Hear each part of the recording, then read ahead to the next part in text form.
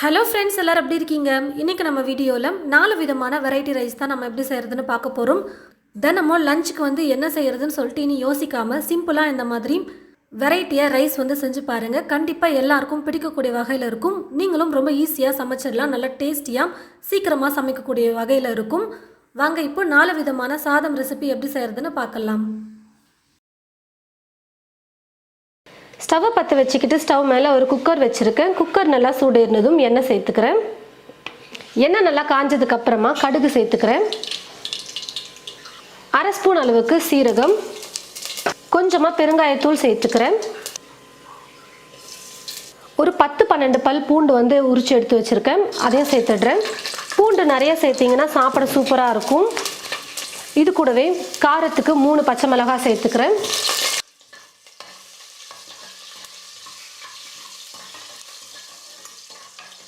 இப்போ இது கூட 2 வெங்காயம் எடுத்து நான் நல்லா மெல்லிசா நீளமாக கட் பண்ணி வச்சுருக்கேன், அதை சேர்த்துக்கிறேன். கருவேப்பிலை கொஞ்சம்,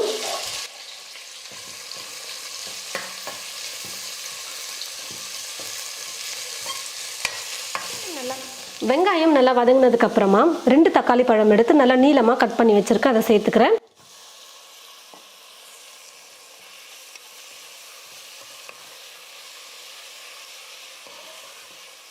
தக்காளியும் நல்லா வதங்கி வந்ததுக்கு அப்புறமா மசாலாலாம் சேர்த்துக்கலாம். மஞ்சள் தூள் ஒரு 1/4 ஸ்பூன் அளவுக்கு சேர்த்துக்கிறேன். 2 ஸ்பூன் அளவுக்கு சாம்பார் பொடி சேர்த்துக்கிறேன். ஏற்கனவே காரத்துக்கு நம்ம பச்சை மிளகாய் சேர்த்துருக்கோம், இப்போது சாம்பார் பொடி சேர்க்குறோம். இதுதான் கரெக்டாக இருக்கும் நமக்கு. உப்பு தேவையான அளவுக்கு சேர்த்துக்கிறேன். அரிசி பருப்பு வேறு சேர்க்க போகிறோம், அது எல்லாத்துக்கும் சேர்த்து இப்போவே நான் உப்பு சேர்த்துக்கிறேன். இப்போ இது எல்லாத்தையும் சேர்த்து நல்லா கலந்து கொடுத்துக்கலாம்.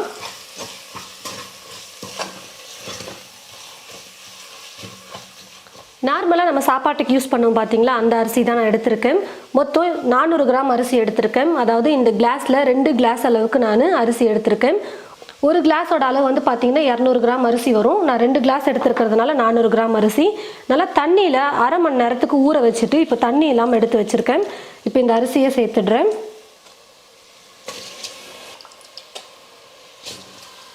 இதே கிளாஸில் 1 கிளாஸ் அளவுக்கு துவரம்பருப்பை நான் எடுத்திருந்தேன். 2 கிளாஸ் அரிசிக்கு 1 கிளாஸ் துவரம்பருப்பு அளந்து எடுத்தேன். துவரம்பருப்பையும் பார்த்தீங்கன்னா தண்ணியில் நல்லா ஒரு 1/2 மணி நேரத்துக்கு ஊற வச்சுட்டேன். அரிசி ஊற வைக்கும் போதே ஊற வச்சுக்கிட்டேன். நல்லா தண்ணியில் ஊறி வந்துருச்சு. தண்ணி இல்லாமல் நல்லா வடித்து எடுத்து வச்சுருக்கேன். இப்போ இந்த பருப்பையும் சேர்த்துக்கிறேன். அரிசி ஊற வைக்கும் போதே பருப்பையும் ஊற வச்சுக்கோங்க, ஏன்னா அப்போ தான் நல்லா வெந்து வரும். இல்லைனா பருப்பு வேகாமல் போயிடும், அரிசி நல்லா வெந்துடும். நான் காரம் ரொம்ப அதிகமாகலாம் சேர்க்கல, லைட்டாக தான் சேர்த்துருக்கேன். பொரியல் செஞ்சுருக்கிறதுனால காரம் ரொம்ப அதிகம் சேர்க்கல. மீடியமாக எல்லாரும் சாப்பிடலாம், குழந்தைங்க முதற்கொண்டு எல்லாரும் காரம் லைட்டாக சாப்பிட்றதுனால கரெக்டான அளவுக்கு நான் சேர்த்துருக்கேன். சும்மா 1 நிமிஷத்துக்கு இந்த மசாலோட சேர்த்து அரிசியை பருப்பையும் நம்ம கலந்து கொடுத்துக்கலாம். எல்லாத்தையும் கலந்ததுக்கு அப்புறமா தண்ணி சேர்த்துக்க போகிறேன். இந்த கிளாஸில் பார்த்தீங்கன்னா 2 கிளாஸ் அரிசி 1 கிளாஸ் பருப்பு எடுத்தோம். அப்போ மொத்தமாக 6 கிளாஸ் அளவுக்கு தண்ணி ஊற்றிக்கலாம்.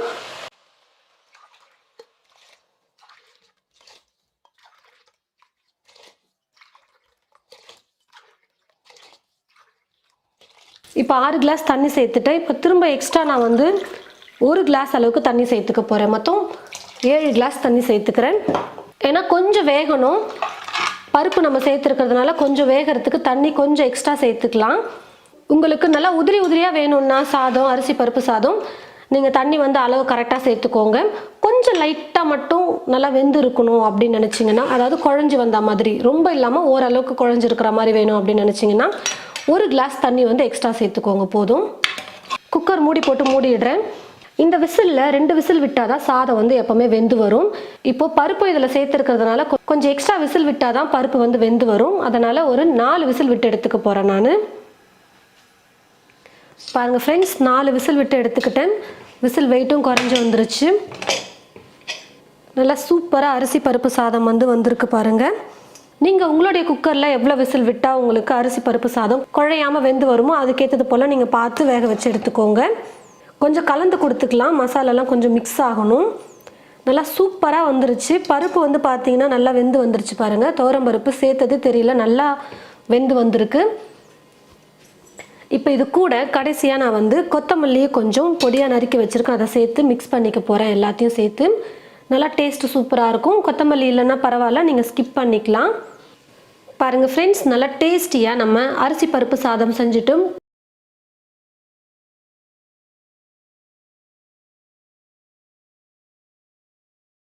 ஒரு மிக்ஸி ஜார் எடுத்துக்கிட்டு ஒரு பச்சை மிளகாய் சேர்த்துக்கிறேன். 3லேருந்து 4 ஸ்பூன் அளவுக்கு ஃபுல்லாக வரா மாதிரி தேங்காவை துருவி எடுத்து வச்சுருக்கேன். ஒரு கைப்பிடி சேர்த்துக்கோங்க, அப்படின்னா ஸ்பூனில் அளக்கிறதா இருந்தால் 3 இல்லை 4 ஸ்பூன் சேர்த்துக்கோங்க. கொஞ்சமாக கொத்தமல்லி, கொஞ்சம் புதினா, ஒரு அரை கைப்பிடி அளவுக்கு அப்படி எடுத்துக்கோங்க. இது கூடவே 1.5 ஸ்பூன் அளவுக்கு இஞ்சி பூண்டு விழுது சேர்த்துக்கிறேன். இஞ்சி பூண்டு விழுது இல்லைனா நீங்கள் இஞ்சி ஒரு 2 துண்டு அளவுக்கு எடுத்துக்கோங்க. ஒரு 10-12 பல் பூண்டு எடுத்து அரைச்சிக்கோங்க. இது கூட சேர்த்து 1.5 ஸ்பூன் அளவுக்கு நான் இஞ்சி பூண்டு விழுது சேர்த்துருக்கேன். இப்போ கொஞ்சமாக தண்ணி சேர்த்து எல்லாத்தையும் நல்லா நைஸாக அரைச்சி எடுத்துக்கலாம். தண்ணி சேர்த்து நல்லா நைஸாக நான் வந்து அரைச்சி எடுத்துக்கிட்டேன் பாருங்கள். இப்போ ஸ்டவ்வை பற்ற வச்சுக்கிட்டு ஸ்டவ் மேலே ஒரு குக்கர் வச்சுருக்கேன். குக்கர் நல்லா சூடு இருந்ததும் எண்ணெய் சேர்த்துக்கிறேன். இது கூடவே 1 ஸ்பூன் அளவுக்கு நெய்யும் சேர்த்துக்கிறேன். நெய் சேர்த்து செய்யும் போது பிரியாணி ரொம்ப சூப்பராக இருக்கும் டேஸ்ட்டு. எண்ணெய் நெய் நல்லா காஞ்சதுக்கப்புறமா ஒரு அன்னாச்சி பூ, 3 கிராம்பு, 2 ஏலக்காய், ஒரு சின்ன துண்டு பட்டை சேர்த்துக்கிறேன். கூடவே ஒரு பிரியாணி இலையை 2 கிள்ளி சேர்த்துக்கிறேன். 2 மீடியம் சைஸ் வெங்காயம் எடுத்து நல்லா மெல்லிசாக நீளமாக கட் பண்ணி வச்சுருக்கேன், அதையும் சேர்த்துடுறேன். வெங்காயம் இந்த மாதிரி நல்லா பொன்னிறமாக வதங்கி வர வரைக்கும் நம்ம வதக்கணும். பிரியாணிக்கெல்லாம் நல்லா இந்த மாதிரி வெங்காயம் நல்லா கலர் மாறி வர வரைக்கும் வதக்குனா தான் சாப்பிட நல்லாயிருக்கும். இப்போ இது கூட அரைச்சி வச்சுருக்கிற இந்த விழுதை வந்து சேர்த்துடுறேன். இந்த விழுதை சேர்த்துட்டு ஒரு 2 நிமிஷம் நம்ம வதக்கிக்கலாம். புதினா கொத்தமல்லியோடைய பச்சை மணம் போகணும், அதனால் ஒரு 2 நிமிஷம் நல்லா வதக்கிக்கலாம்.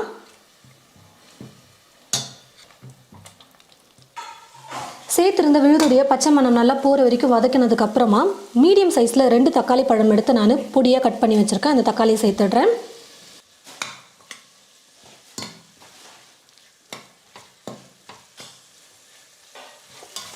தக்காளி சேர்த்து சும்மா ஒரு 1.5 நிமிஷம் இல்லை 2 நிமிஷம் நீங்கள் வதக்கினாலே போதும், ரொம்ப நேரம் வதக்க வேணாம். இப்போ இது கூட நான் மிளகாய்த்தூள் சேர்த்துக்கிறேன். 1 ஸ்பூன் வெறும் மிளகாய்த்தூள் சேர்த்துக்கிறேன். நான் ஒரே ஒரு பச்சை மிளகாய் தான் சேர்த்துருக்கேன், அதனால் 1 ஸ்பூன் சேர்த்துக்கிறேன். இது கூடவே 1 ஸ்பூன் மல்லித்தூள் சேர்த்துக்கிறேன். இது வந்து ஆப்ஷனல் தான். ஒரு சிலர் பிரியாணிக்கு மல்லித்தூள் சேர்க்க மாட்டாங்க, ஒரு சிலர் சேர்ப்பாங்க. 1/4 ஸ்பூன் மஞ்சள் தூள், 1/4 ஸ்பூன் கரம் மசாலா சேர்த்துக்கிறேன். உங்கள்கிட்ட பிரியாணி மசாலா இருந்தால் நீங்கள் அது கூட சேர்த்துக்கலாம்.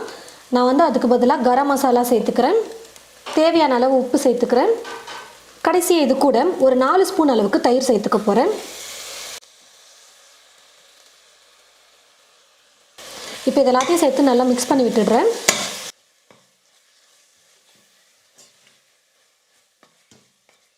மசாலாலாம் சேர்த்து கலந்து கொடுத்ததுக்கப்புறமா கூடவே வந்து காளான் சேர்த்துட்டு நம்ம ஒரு 2 நிமிஷம் வதக்கிக்கலாம்.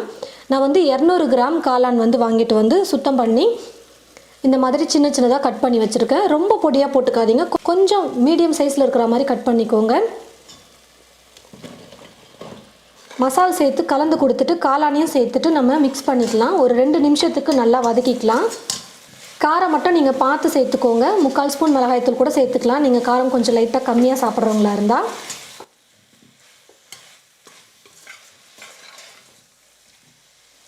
காளான் சேர்த்து ஒரு 2-3 நிமிஷம் நல்லா வதக்குனதுக்கப்புறமா தண்ணி வந்து சேர்த்து கொதிக்க வச்சுக்கலாம். நான் வந்து இந்த கிளாஸில் 1 கிளாஸ் அளவுக்கு பாஸ்மதி அரிசி எடுத்தேன், 200 கிராம்.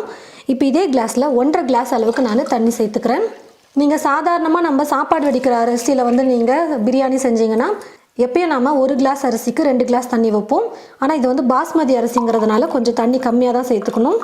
1.5 கிளாஸ் தண்ணி சேர்த்துக்கிறேன். தீயை ஃபுல்லாக வச்சுட்டு நல்லா குக் பண்ணிக்கலாம். தண்ணி நல்லா கொதிச்சு வரட்டும். தண்ணி நல்லா இந்த மாதிரி கொதிச்சதுக்கப்புறமா அரிசி சேர்த்துக்கலாம். நான் வந்து 200 கிராம் பாஸ்மதி அரிசி எடுத்து தண்ணியில் நல்லா 1/2 மணி நேரம் ஊற வச்சு இப்போது தண்ணி இல்லாமல் நல்லா வடித்து எடுத்து வச்சுருக்கேன். இப்போ அரிசியை குக்கரில் சேர்த்துடலாம். ரொம்ப நேரம் ஊற வச்சிடாதீங்க, அரிசி வந்து உடஞ்சிரும். அதுக்கப்புறம் சாதம் வந்து ரொம்ப குழஞ்சி வந்துடும். 1/2 மணி நேரம் தான் கரெக்டாக நம்ம ஊற வைக்கணும். இப்போ எல்லாத்தையும் சேர்த்து கலந்து கொடுத்துட்டு உப்பு இருக்கான்னு மட்டும் நீங்கள் செக் பண்ணிக்கோங்க. உப்பு பத்தலைன்னா நீங்கள் உப்பு கொஞ்சம் சேர்த்துட்டு குக்கர் மூடி போட்டு மூடி குக் பண்ணிக்கலாம். ஸ்டவ்வை வந்து இப்போ நான் மீடியம் ஃப்ளேமில் வச்சுக்கிட்டு ஒரு விசில் வர வரைக்கும் குக் பண்ணிக்க போகிறேன். பாருங்கள் ஃப்ரெண்ட்ஸ், விசில் வெயிட்டு குறைஞ்சி வந்துருச்சு. இப்போ நான் வந்து குக்கர் மூடி ஓப்பன் பண்ணிடுறேன். பார்க்கவே எவ்வளோ சூப்பராக கலர்ஃபுல்லாக வந்திருக்கு பாருங்கள் பிரியாணி. ஸ்டவ்வை வந்து மீடியம் ஃப்ளேம்லேயே வச்சுட்டு நீங்கள் குக் பண்ணுறதா இருந்தால் ஒரு விசில் விட்டு எடுத்துக்கோங்க. தீ ஃபுல்லாக வைக்கிறதா இருந்தால் டக்குன்னு 2 விசில் வந்ததுமே ஆஃப் பண்ணிவிடுங்க. இதில் டேஸ்ட்டே வந்து பார்த்திங்கன்னா நம்ம தேங்காவை அரைச்சி சேர்த்துருக்கிறது தான். நல்லா நைஸாக தேங்காவை அரைச்சி சேர்த்து நம்ம செஞ்சுருக்கிறதுனால பிரியாணி நல்லா டேஸ்ட் சூப்பராக வந்திருக்கு. ஸ்டவ்வை பற்ற வச்சுக்கிட்டு ஸ்டவ் மேலே ஒரு குக்கர் வச்சுருக்கேன். குக்கர் நல்லா சூடேறினதும் எண்ணெய் சேர்த்துக்கிறேன். எண்ணெய் நல்லா காஞ்சதுக்கு அப்புறமா 2 கிராம்பு, 1 ஏலக்காய், ஒரு சின்ன துண்டு பட்டை, ஒரு அன்னாச்சி பூ சேர்த்துக்கிறேன். ஒரு பெரிய வெங்காயம் எடுத்து நல்லா மெல்லிஸாக கட் பண்ணி எடுத்து வச்சுருக்கேன், அதை சேர்த்துக்கிறேன்.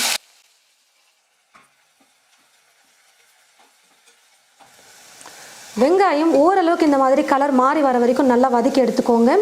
இப்போ இது கூட நல்லா ஸ்பூன் ஃபுல்லாக 1 ஸ்பூன் அளவுக்கு இஞ்சி பூண்டு விழுது சேர்த்துக்கிறேன்.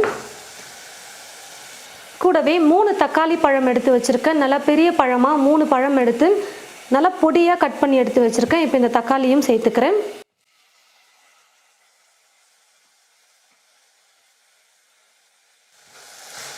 பாருங்கள் ஃப்ரெண்ட்ஸ், தக்காளியை சேர்த்து ஒரு 2-3 நிமிஷத்துக்கு நல்லா வதக்கிக்கிட்டேன். நல்லா வதங்கி வந்துருச்சு.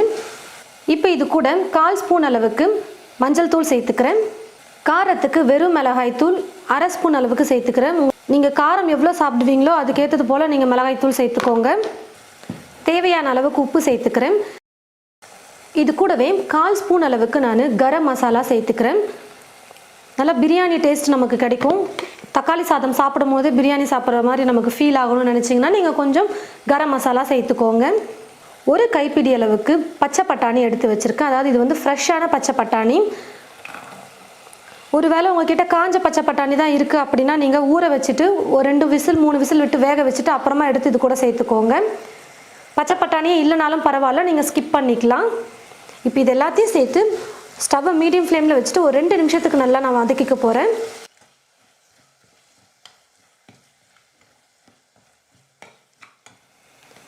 மசாலாம் சேர்த்து 2 நிமிஷம் நல்லா வதக்குனதுக்கப்புறமா 2 கிளாஸ் அளவுக்கு தண்ணி சேர்த்துக்க போகிறேன். நான் இந்த கிளாஸில் 1 கிளாஸ் அரிசி வந்து எடுத்திருக்கேன்.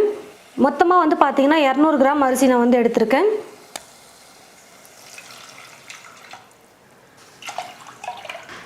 கரண்டியை வச்சு இப்போ லைட்டாக கலந்து கொடுத்துட்டு தண்ணி நல்லா கொதிக்க வச்சுக்கலாம். தண்ணி நல்லா இந்த மாதிரி கொதிக்க ஆரம்பித்ததுக்கப்புறமா அரிசியை வந்து சேர்த்துக்கலாம். நான் வந்து சீரக சம்பா அரிசி வந்து 200 கிராம் அளவுக்கு எடுத்து வச்சுருக்கேன். இந்த அரிசியில் சாப்பாடு செய்யும் போது ரொம்ப சூப்பராக இருக்கும். இந்த வெரைட்டி ரைஸ்லாம் இதில் செய்யும் போது ரொம்பவே சூப்பராக இருக்கும். உங்ககிட்ட சீரக சம்பா அரிசி இல்லை அப்படின்னா பரவாயில்ல, நீங்கள் நார்மலாக சாப்பாட்டுக்கு யூஸ் பண்ணுற அரிசியை நீங்கள் சேர்த்துக்கலாம். அரிசியை 1/2 மணி நேரம் தண்ணியில் நல்லா ஊற வச்சு இப்போ தண்ணி இல்லாமல் வடித்து எடுத்து வச்சுருக்கேன்.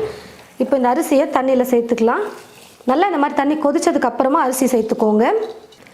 கடைசியாக இது கூட கொத்தமல்லி கொஞ்சம் சேர்த்துட்டு குக்கர் மூடி போட்டு மூடிக்கலாம். இந்த குக்கரில் நாங்கள் 3 விசில் விட்டால் தான் சாதம் வெந்து வரும். நான் 3 விசில் விட்டு எடுத்துக்க போகிறேன். பாருங்கள் ஃப்ரெண்ட்ஸ், 3 விசில் விட்டுட்டேன். விசில் வெயிட்டும் குறைஞ்சி வந்துருச்சு. இப்போ நம்ம குக்கர் மூடி ஓப்பன் பண்ணிடலாம். ரொம்பவே சூப்பராக நல்லா டேஸ்டியாக நம்ம தக்காளி சாதம் வந்து ரெடி பண்ணிட்டோம் பாருங்கள். கூட கொஞ்சம் பச்சை பட்டாணியை நான் சேர்த்துருக்கேன். அதோடு சாப்பிடும்போது நல்ல டேஸ்ட்டாக இருக்கும். தண்ணியோட அளவு எல்லாமே கரெக்டாக வச்சுருக்கும். சாதமும் நல்லா வெந்து வந்துருச்சு. நல்லா உதிரி உதிரியாகவும் இருக்குது பாருங்கள். கொஞ்சம் லைட்டாக மிக்ஸ் பண்ணிக்கிட்டோம்னா அந்த மசால் வந்து எல்லா சாதத்தோடையும் நல்லா மிக்ஸ் ஆகிடும்.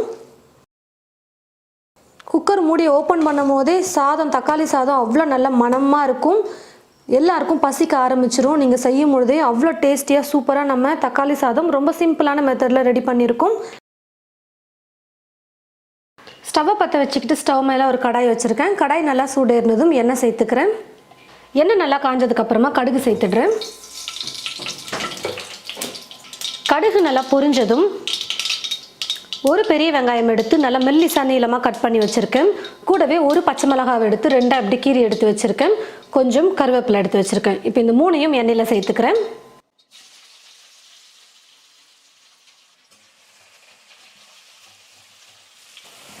வெங்காயம் ஓரளவுக்கு நல்லா இந்த மாதிரி வதங்கி வந்ததுக்கப்புறமா இது கூட 1 ஸ்பூன் அளவுக்கு இஞ்சி பூண்டு விழுது சேர்த்துக்கிறேன்.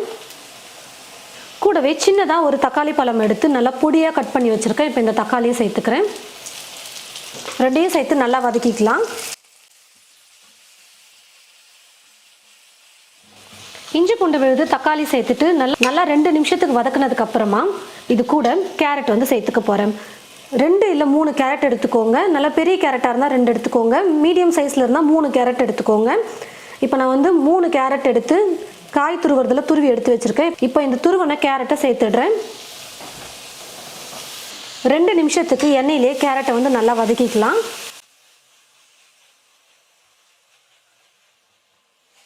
கேரட் சேர்த்துட்டு 2 நிமிஷம் நல்லா வதக்குனதுக்கப்புறமா மசாலாலாம் வந்து சேர்த்துக்கலாம்.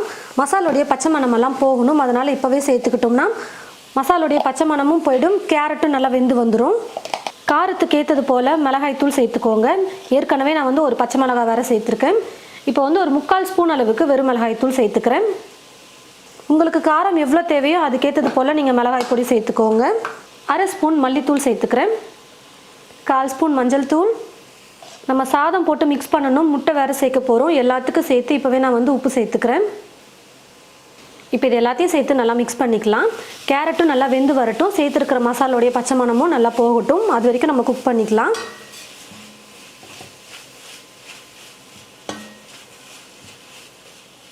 கேரட் வந்து பார்த்திங்கன்னா நல்லா வெந்து வந்துருச்சு.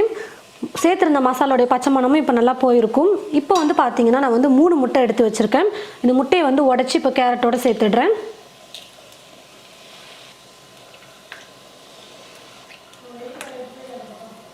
தீ ஃபுல்லாக வைக்காமல் கொஞ்சம் மீடியம் ஃப்ளேமில் வச்சுக்கிட்டு இப்போ நம்ம கேரட்டோடு சேர்த்து முட்டையை நல்லா மிக்ஸ் பண்ணி விட்டுக்கலாம். முட்டை நல்லா வெந்து வரட்டும். முட்டை வேகிறதுக்கெல்லாம் டைம் அதிகமாக எடுத்துக்காது, சீக்கிரமாக வெந்துடும்.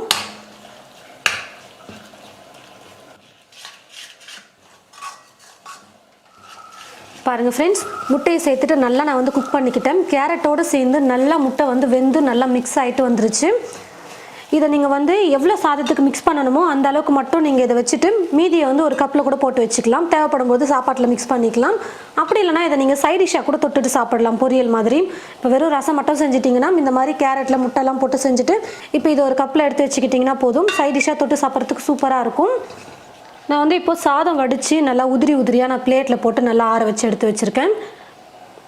இப்போ இந்த சாதத்தை கொஞ்சம் கொஞ்சமாக சேர்த்து நான் மிக்ஸ் பண்ணிக்கிறேன். ஸ்டவ்வை வந்து இதுக்கப்புறம் லோ ஃப்ளேமில் வச்சுக்கிட்டே நம்ம மிக்ஸ் பண்ணிக்கலாம். எவ்வளோ சாதம் தேவைப்படுதோ அந்த அளவுக்கு நீங்கள் சாதம் சேர்த்து மிக்ஸ் பண்ணிக்கோங்க. ரொம்ப சிம்பிளான ரெசிபி தான் இது. டிஃபன் பாக்ஸ்க்கெல்லாம் நம்ம காலைல கொடுத்து அனுப்பணும் செஞ்சு அப்படின்னு நினச்சிங்கன்னா இந்த மாதிரி சிம்பிளாக நீங்கள் செஞ்சு கொடுத்துடலாம். வெறும் கேரட் மட்டும் போட்டு செய்யாமல் நம்ம முட்டையும் போட்டு செஞ்சுருக்கிறதுனால டேஸ்ட்டே சூப்பராக இருக்கும் சாப்பிட்றதுக்கு.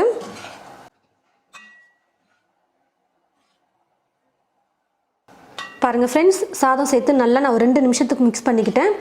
ரொம்ப நேரம்லாம் நம்ம சாப்பாடு சேர்த்துட்டு நம்ம குக் பண்ணக்கூடாது. இப்போ நான் ஸ்டவ் ஆஃப் பண்ணிக்கிறேன். உப்பு ஒரு வேளை இல்லைனா நீங்கள் ஃபஸ்ட்டே சாதம் போட்டு கலந்த உடனே பார்த்து செக் பண்ணிக்கிட்டு இல்லைனா கொஞ்சம் போட்டு மிக்ஸ் பண்ணிக்கோங்க, கரெக்டாக இருக்கும். நல்லா டேஸ்டியாக சூப்பராக நம்ம வந்து கேரட் முட்டை போட்டு சாதம் வந்து செஞ்சுட்டும். கொத்தமல்லி வேணும்னா நீங்கள் வந்து மேலே தூவிக்கோங்க. லஞ்ச் பேக் செஞ்சு கொடுக்கறதுக்கு ரொம்பவே சூப்பரான ரெசிபி. இந்த 4 விதமான சாதம் உங்களுக்கு ரொம்பவே பிடிச்சிருக்குன்னு நினைக்கிறேன். நீங்களும் உங்களுடைய வீட்டில் இந்த மாதிரி வெரைட்டியாக ரைஸ் வந்து செஞ்சு பார்த்துட்டு எப்படி இருக்குன்னு சொல்லிட்டு மறக்காமல் கமெண்ட் பாக்ஸில் வந்து கமெண்ட் பண்ணுங்கள். இந்த வீடியோவை மற்றவங்களுக்கும் ஷேர் பண்ணுங்கள். இது போல் நிறைய ரெசிபிஸ் பார்க்க தமிழ் ஃபுட் மசாலா சேனலை மறக்காமல் சப்ஸ்கிரைப் பண்ணிக்கோங்க. கூடவே பக்கத்தில் இருக்கிற பெல் ஐக்கானை கிளிக் பண்ண மறந்துடாதீங்க. தேங்க்யூ.